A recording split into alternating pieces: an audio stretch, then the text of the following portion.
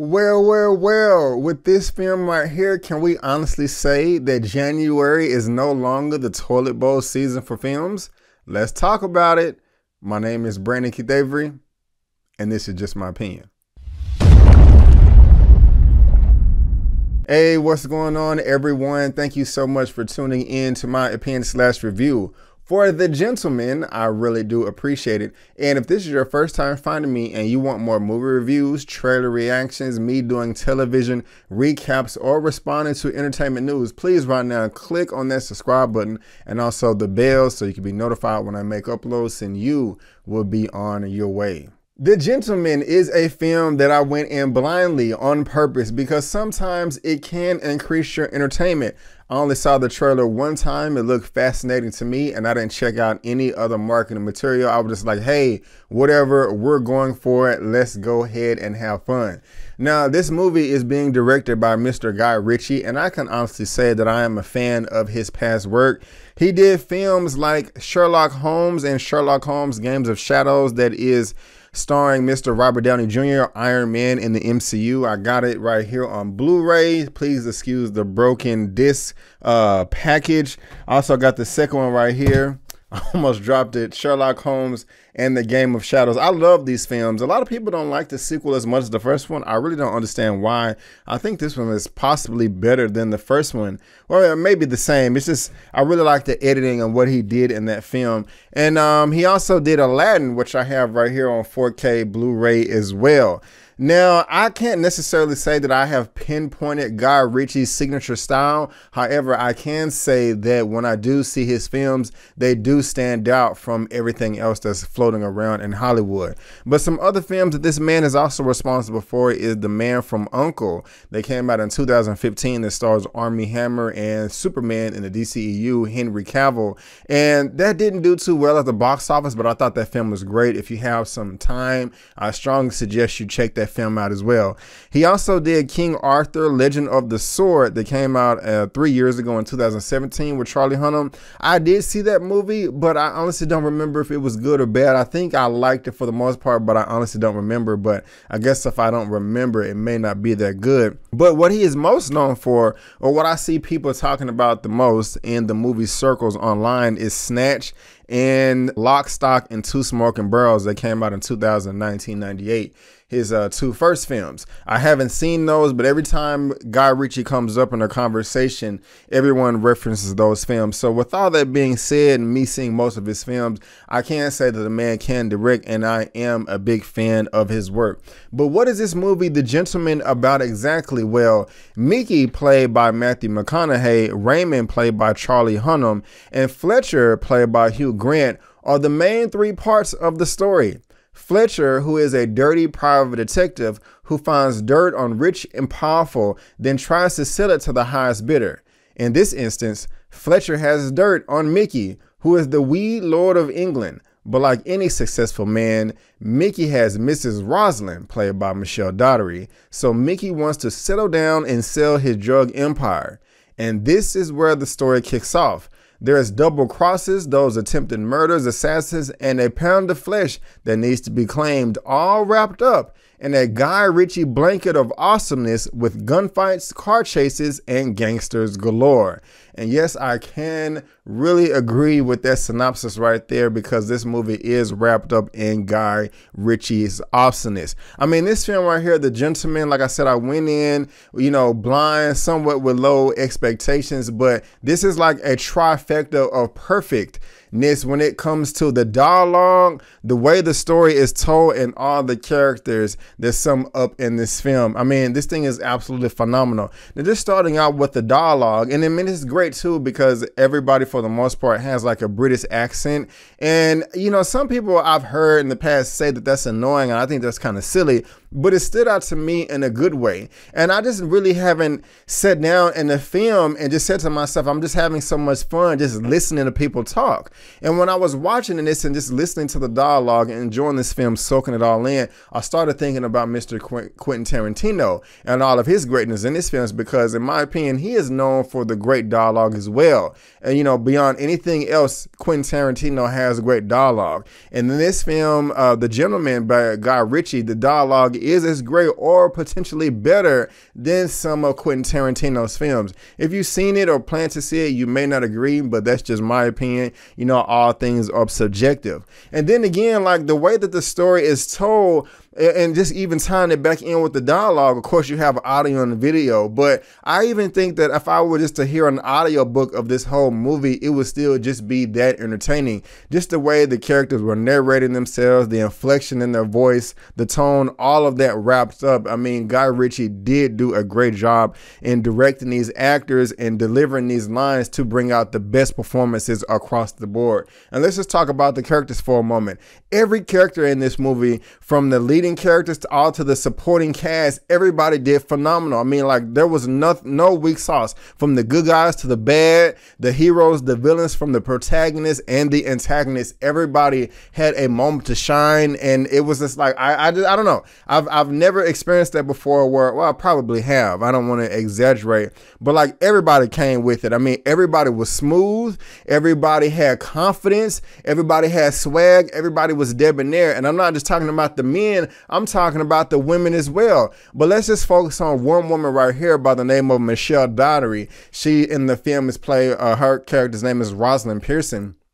Like I said earlier, she is the wife of Mickey Pearson, played by Matthew McConaughey. She was phenomenal in this film. And just, you know, from a physical standpoint, she's not necessarily my type, but it was just something that was just so sexy about this woman and her confidence and the way that she, you know, just, you know, like her presence when she walked in the room and just like demanded attention unintentionally. I was just like, wow, you know what I'm saying? I got to give it to you, Miss Lady. You are really, really, you know, doing something here. And I mean, you stand on your own, and that's just something that I really do like. And especially like with her tie with Matthew McConaughey, you know, this man and wife couple, husband and wife couple. I mean, I love their relationship. They were friends, there was lovers, and there was partners. And it was just like the perfect relationship. And I just loved everything that I saw that this couple, you know, had to deliver the audience on screen. And it's just something that I really just can't stop thinking about.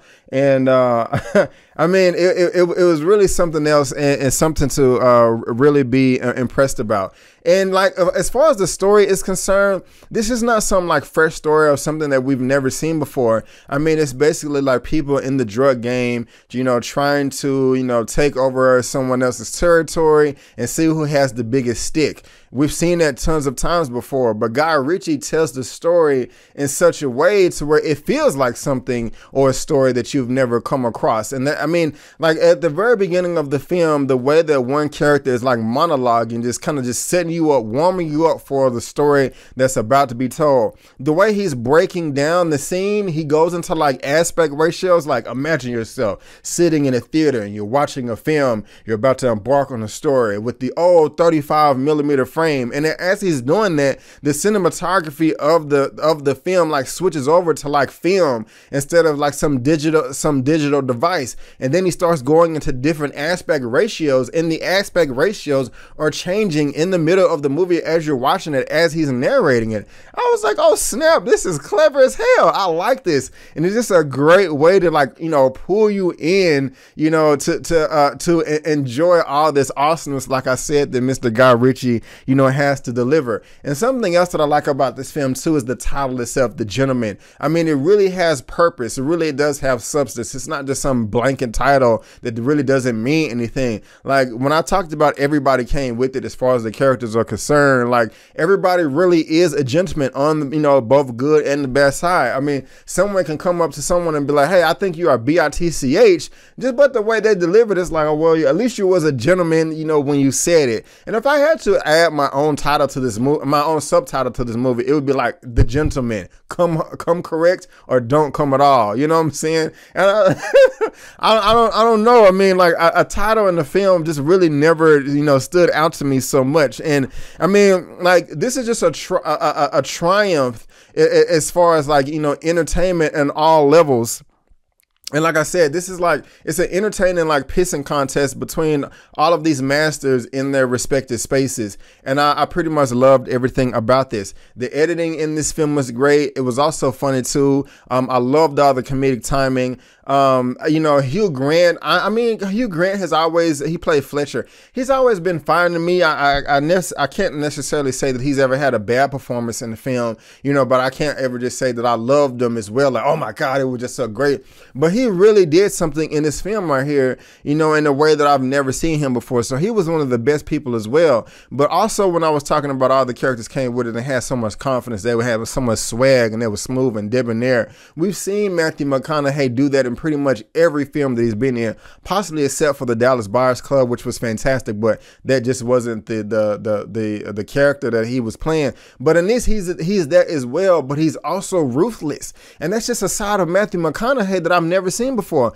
I mean, you don't want to double cross Matthew McConaughey because he has the resources to come F you up if you try to get over on him. You know what I'm saying? And he's not going to be emotional, but at the same time, he's going to protect what's his. You know what I'm saying? Especially when it comes to his wife. And that's just like, you know, just super duper dope in my opinion. And when I say that like he was ruthless, I mean, like I would just say to myself, whoa, bro, I really didn't have it. I didn't know you had it in you as far as performances is concerned.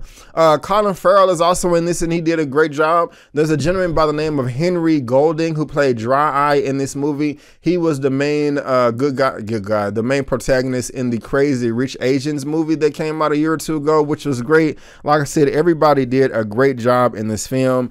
Even some of the action set pieces were just small nuggets in this movie that I really didn't even feel that was necessary, but because it was included in the film and the way that Guy Ritchie handled it and the way that it was directed, it just made the film stand out that much more. And I was about to give this film a perfect 10 out of 10 because I mean it really is that good, but I just have two nitpicks that I have to talk about real quick. One of them is I cannot stand opening credits in the film unless they serve a purpose. What do you mean? What I mean by that is if you're having opening credits, at the same time I want a story being told in the background or the plot to be, you know, or the story to be developing at the same time. But if you just have a bunch of names popping up on the screen with a bunch of graphics in the background, that is so annoying to me, especially when you have a great scene that comes before the film opens on a great scene and then you cut and have 3, 4, 5 minutes of opening credits, then you continue on with the movie. To me, that's like going over 3 football fields worth of speed bumps over and over and over. It's just like, goddamn, I want this to be over with. And the other little nitpick I have is that there was one character in this film that called a black character a black cunt. And it's pretty derogatory, and I really wasn't feeling it. You know, I don't want to get just too worked up about it, but I was like a little uncomfortable about it. But at the same time, I will acknowledge that I don't understand British slang, British humor, or maybe the full context of the word, you know, that was used, the way that it was used, you know, in this scene right here. It's a small nitpick, but I know I was saying to myself, what the hell is going on? I don't like that at all. And they kind of addressed it and tried to explain in a way that it just wasn't racial. But, you know, me and the black man, I was kind of like, hold on now, that's not, yeah, you need to chill out with that. But other than those two things, guys, the film was phenomenal and I loved it from beginning to end. And I mean, it honestly is something that I wouldn't mind seeing again. You really do have to pay attention to every line of dialogue just to get the best experience possible. But I mean, it's a great film and Guy Ritchie should be proud of himself. If I had to rate The Gentleman out of a 1 out of 10, I'm going to give this film a 9.5 out of 10. Yes, a 9.5. Actually, yeah, I'm gonna give it. I was talking like a 9.75, but I'll give it a 9.5 out of 10. But guys, that is just my opinion. Thank you so much for tuning in. I really do appreciate it. If you've seen the film, if you plan on seeing the film, please let me know what you thought of it down below in the comment section. Let's get this conversation going and keep it flowing. If you like this video, please go ahead and give me the thumbs up. Also, please subscribe to the channel. I'm right there at the edge, coming up on 20,000 in 2020, and that's great, guys. Just click on that subscribe button and help your boy out. Also, look me up on social media, Facebook, Instagram, and Twitter, all that good stuff. It's right there at the bottom of your screen, and I also have links in the pinned comments and the description box. All you gotta do is click on the link, click the follow button, bam, it's that easy. You're helping your boy out. But guys, again, I just want to thank you so much for tuning in, and before you go, don't forget to always chase your dreams, because I'm chasing mine. My name is Brandon Keith Avery, and that's just my opinion. Peace.